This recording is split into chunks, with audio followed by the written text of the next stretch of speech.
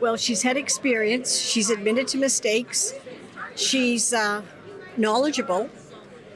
And I'm waiting to hear what she has to say. Why do you think a lot of people are turning away from the I was going to say lamestream, but perhaps not right, mainstream legacy media?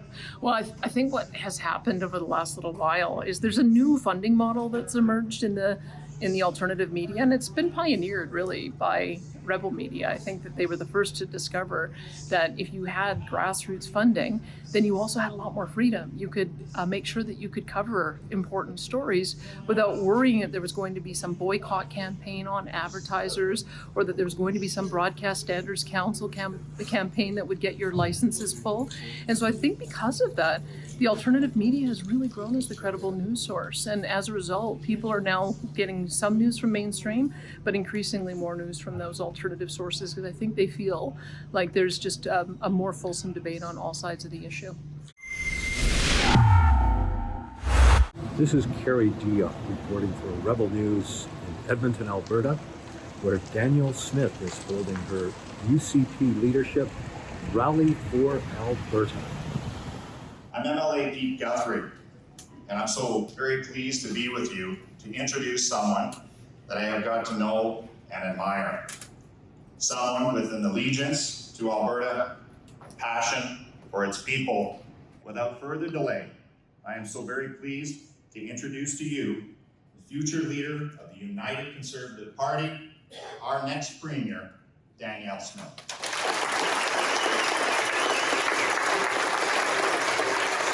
What do you like about Danielle Smith? Why do you think she'd make a great premier?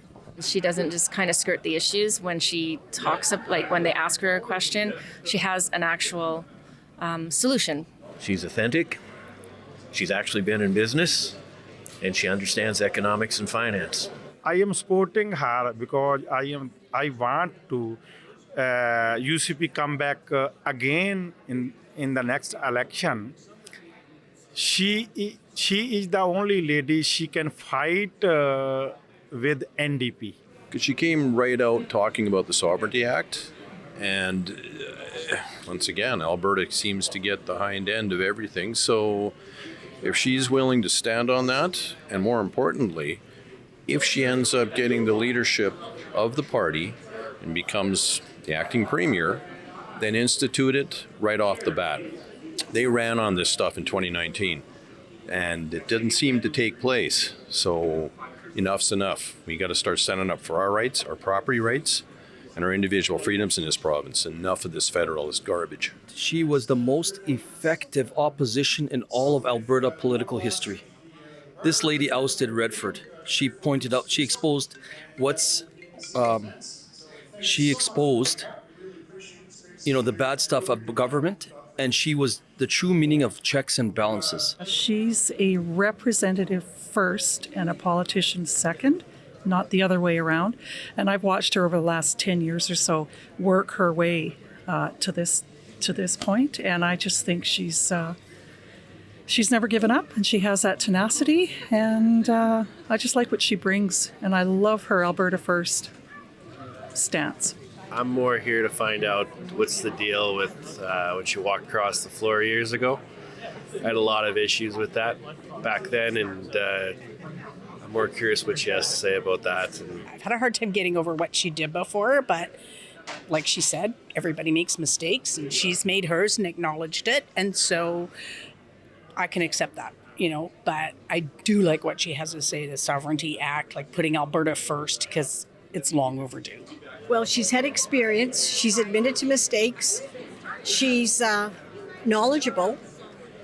And I'm waiting to hear what she has to say, because she's very informed of many issues. So I'm just waiting to see what she is. I'm undecided yet, but I think she would be a good leader.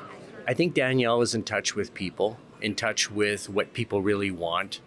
They want leaders that are looking out for them, that probably don't have agendas, and they want freedom. People want to be able to do things, and I think that COVID, all the lockdowns, really demonstrated to people what their leaders were made of. And I think people want something different. The NDP And that's what we've got to figure out how to do. Why do you think a lot of people are turning away from the I was going to say lamestream, but perhaps that's right, mainstream legacy media? Well, I think what has happened over the last little while is there's a new funding model that's emerged in the alternative media, and it's been pioneered really by Rebel Media. I think that they were the first to discover that if you had grassroots funding, then you also had a lot more freedom. You could make sure that you could cover important stories without worrying that there was going to be some boycott campaign on advertisers, or that there was going to be some Broadcast Standards Council campaign that would get your licenses full. And so I think because of that, the alternative media has really grown as the credible news source. And as a result, people are now getting some news from mainstream, but increasingly more news from those alternative sources, because I think they feel like there's just a more fulsome debate on all sides of the issue.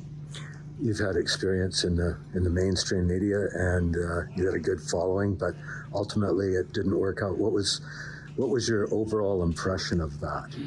The overall impression I had was that in the mainstream media, especially radio and television broadcasting, that's regulated by the CRTC, everybody's terrified that the federal government holds life or death decisions over their broadcast licenses.